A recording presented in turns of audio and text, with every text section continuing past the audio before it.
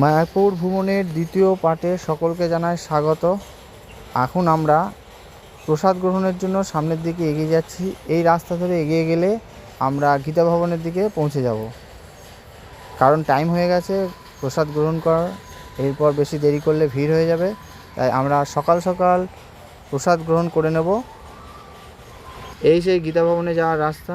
এই রাস্তা ধরে আমরা গীতা ভবনে প্রবেশ করব এবং গীতা ভবনে গিয়ে সেখানে প্রসাদ গ্রহণ করব। চলো এখন আমরা গীতা ভবনের দিকে এগিয়ে যাই। এই রাস্তা ধরে সামনের দিকে এগিয়ে গেলেই গীতা ভবন ওই সামনে দেখা যাচ্ছে। গীতা ভবনে যাওয়ার গীতা ভবনের যে মন্দিরটা, সেই মন্দিরটা এই ডান সাইডে একটা গেস্ট হাউস আছে, এখানেও কেউ থাকবো মনে করলে থাকতে পারে। আর এই দিকটা হচ্ছে পার্কিং প্লেস।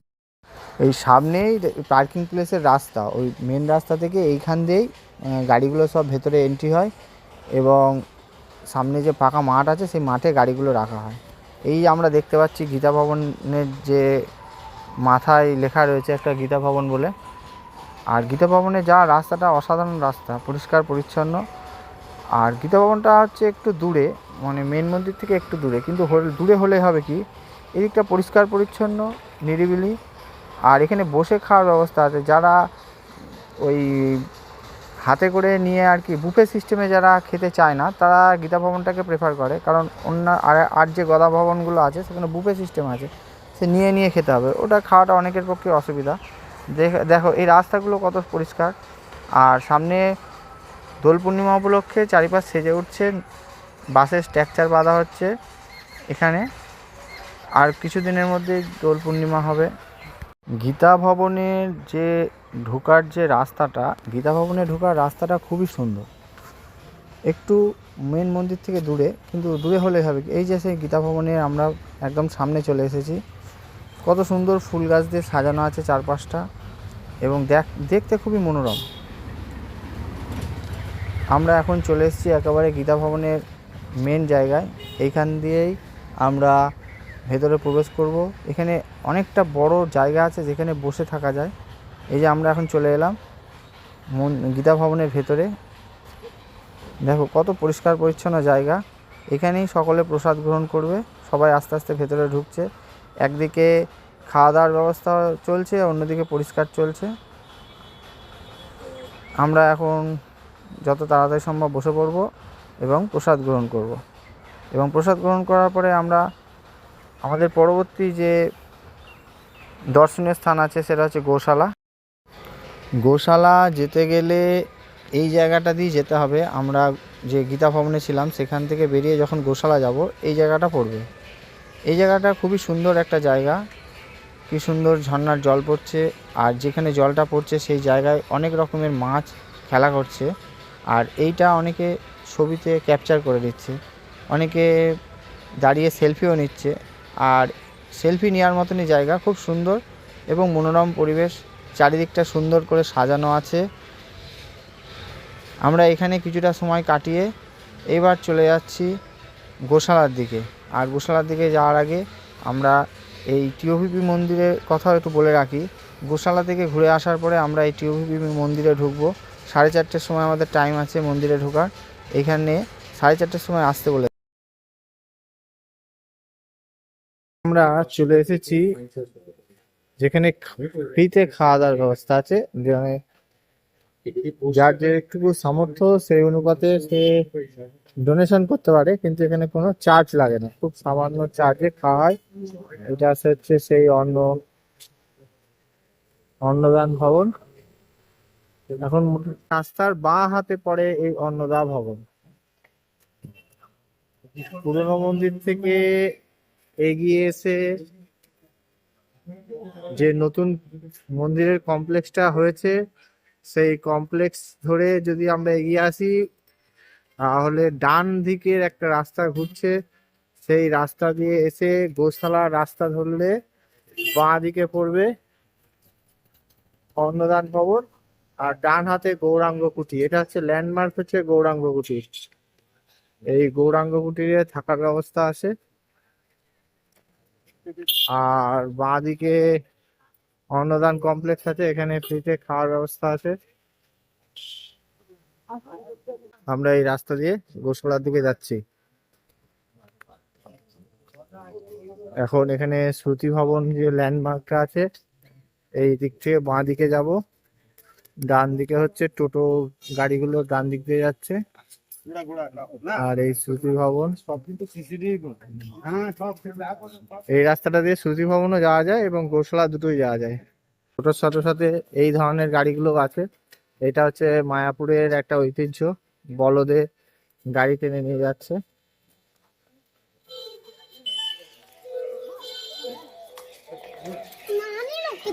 এরকম ব্যবস্থাও আছে। এখন টোটোর ব্যবস্থাটা বেশি, খুব কম টাইমের মধ্যে আর কি তাড়াতাড়ি পৌঁছে যাওয়া যায়, কিন্তু টোটোতে তো সবাই চড়ে। এই বলদে টানা ব্যাপারটা সম্পূর্ণ অন্যরকম, চাইলে অ্যাপ্লাই করা যেতেই পারে।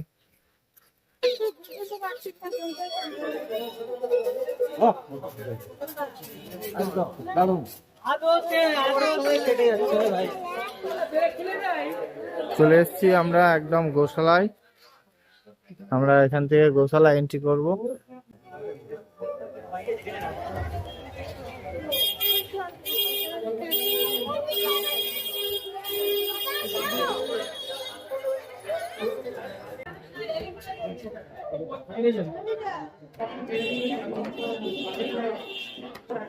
এইখানে চলে এসেছি। এখানেই বিভিন্ন ধরনের প্রজাতির গরু এখানে আছে।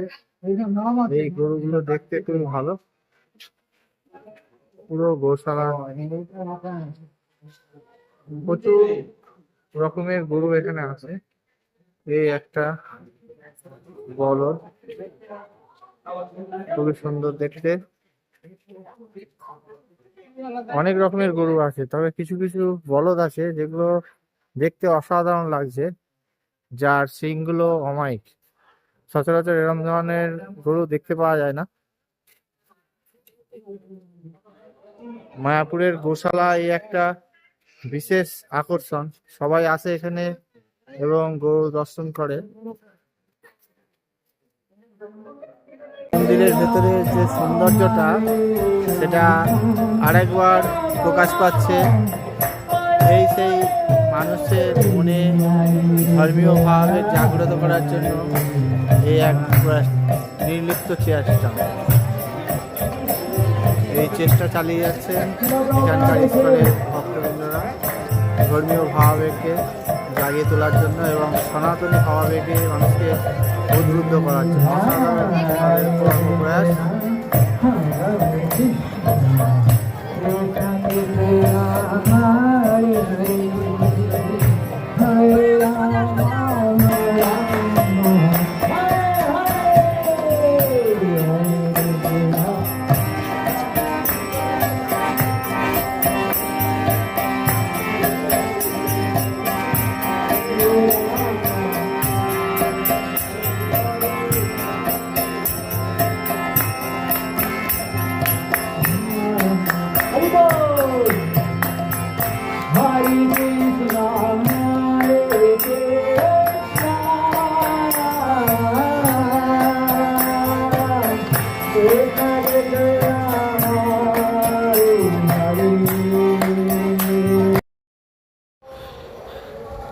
এখন আমরা চলে এসেছি সেই মন্দিরের কাছে, যার জন্য দীর্ঘক্ষণ অপেক্ষা করছিলাম। আমাদের গাইড আমাদেরকে সঙ্গে করে নিয়ে যাচ্ছেন এবং মন্দিরের চারপাশটা ঘুরিয়ে দেখাবেন।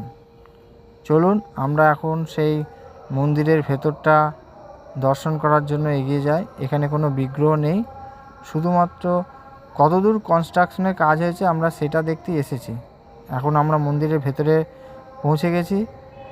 সত্যি অসাধারণ লাগছে এই ভেতরটা, চারপাশের যে কাজ সেটাও খুবই সুন্দর। এটা যখন কমপ্লিট হয়ে যাবে সেটাকে দেখতে আরও ভালো লাগবে বলেই মনে হচ্ছে। এইটুকু দেখেই আমাদের খুবই আশ্চর্য লাগছে যে কি জিনিস তৈরি হচ্ছে। এটা সনাতনী সমাজের কাছে একটা গর্বের বিষয় হয়ে দাঁড়াবে যখন মন্দিরটা কমপ্লিট হবে।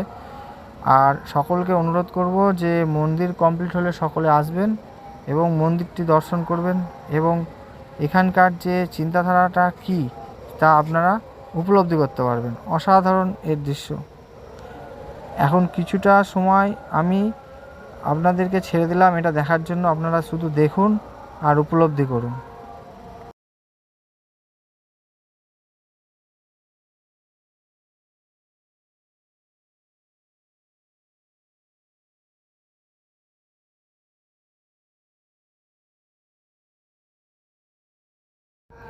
কেমন লাগছে তাই বলুন। কিছুটা সময় আমি আপনাদের ভিডিওটা ঘুরিয়ে ঘুরিয়ে দেখাচ্ছিলাম যে কেমন জিনিসটা। এখন এই যে সুদর্শন চক্রের এই মিডিল পয়েন্টটার দিকে লক্ষ্য করুন। এই যে কারুকার্যটা যে কতটা সুন্দর হতে পারে সেটা স্বচক্ষে না দেখলে বোঝা যাবে না। এখনই যা ভালো লাগছে, এটা যখন কমপ্লিট হবে কি অসাধারণ লাগবে। উপর থেকে দাঁড়িয়ে প্রার্থনা করছেন, স্তব স্তুতি করছেন ভগবান নৃসিংহদেবকে সন্তুষ্ট করার জন্য। শ্রীমদ্ ভাগবত অনুসারে এই সমস্ত লীলাগুলি আপনারা এখানে দর্শন করতে পারবেন। আর এই মন্দিরের ভেতরে দেয়ালে যে মার্বেলগুলি দেখছেন, সাদা মার্বেল, হোয়াইট মার্বেলটি আসছে ভিয়েতনাম থেকে, বিদেশ থেকে। কোনো গরম হয় না, সব সময় নর্মাল টেম্পারেচারে থাকে। এই যে সবুজ মার্বেলটি দেখছেন গ্রিন, এটা ব্রাজিল থেকে আসছে। Red marble Italy, granite Spain, south America, India, এরকম বিভিন্ন দেশ থেকে মার্বেল নিয়ে আসছে। চেষ্টা চলছে 26 সালে শেষের দিকে। ভক্তরাজ প্রহ্লাদ মহারাজ কে, জগৎ গুরু শ্রীল প্রভুপাদ কে, ইতাই গৌরবানন্দে হরি বল। তো আসুন আমরা এখন মেন মন্দিরে যাব, যেখানে শ্রী শ্রী রাধা মাধবকে স্থাপনা করা হয়।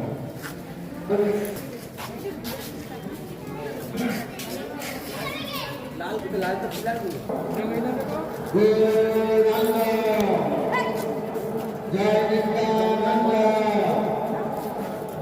जय नित्यानंद, जय जगतगुरु श्री प्रभुपाद के, मायापुर नवद्वीप धाम के, एक अद्भुत वैदिक तारामंडल मंदिर के, निताई गौर प्रेमानंदे हरि बोल। এই হচ্ছে মেন মন্দির, যার উচ্চতা 350 ফুট, গ্রাউন্ড ফ্লোর থেকে সুদর্শন চক্র পর্যন্ত। বাইরের থেকে যে তিনটা চূড়া দেখতে পাওয়া যায়, পূর্ব দিকে আমরা দেখলাম নৃসিংহদেবের মন্দির, যেখানে আমরা দাঁড়িয়ে রয়েছে, এটা হচ্ছে মেন মন্দির। পশ্চিম দিকে আরেকটি ডোম রয়েছে, ওয়েস্টার্ন সাইড ভজনপুরের দিকে, ওখানে থিয়েটার ডোম তৈরি হবে। থিয়েটারের মাধ্যমে সমস্ত সৃষ্টি তত্ত্ব দেখানো হবে। বর্তমানে কাজ চলছে। এখানে দেখলাম মেন মন্দিরের ভেতরে বাঁ দিক থেকে যে প্রথম সিংহাসন, লেফট সাইড, ওখানে গুরু পরম্পরা বৈষ্ণব আচার্যগণকে স্থাপনা করা হবে, সর্বস্বামীগণ। মাঝখানে থাকবে মহাপ্রভু পঞ্চতত্ত্ব ভগবান। এখন যেটা দেখছেন মন্দিরের বাইরের দিকটা, এই বাইরের দিকটাই হচ্ছে মেন গেটের সামনে পড়বে। মানে আমি বলতে চাইছি যে এইখান দিয়েই ভবিষ্যতে আমরা ওপর দিকে উঠে আসব। এটা হচ্ছে মন্দিরের সামনের পোর্শন, আমরা যেখান দিয়ে উঠলাম সেটা হচ্ছে পেছন পোর্শন। আর যখন মন্দিরটা রেডি হয়ে যাবে আমরা এইখান দিয়ে ওপরে উঠে আসবো। এটা হচ্ছে মন্দিরের ফ্রন্ট। আর এই যে এইটা দেখা যাচ্ছে, এটা হচ্ছে সেই পুরনো সমাধি মন্দির। এখন পড়ন্ত বিকেলের সূর্যের রোদ মায়াপুর এই মন্দিরে পড়ছে, অসাধারণ লাগছে এই দৃশ্যটা।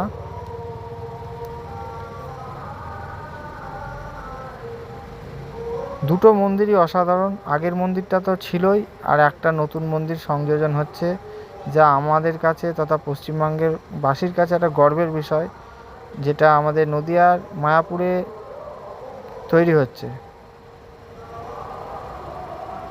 সকল উৎসাহী মানুষ এখানে জড়ো হয়েছে এই মন্দিরের স্ট্রাকচারটা কতদূর হলো সেটা দেখার জন্য।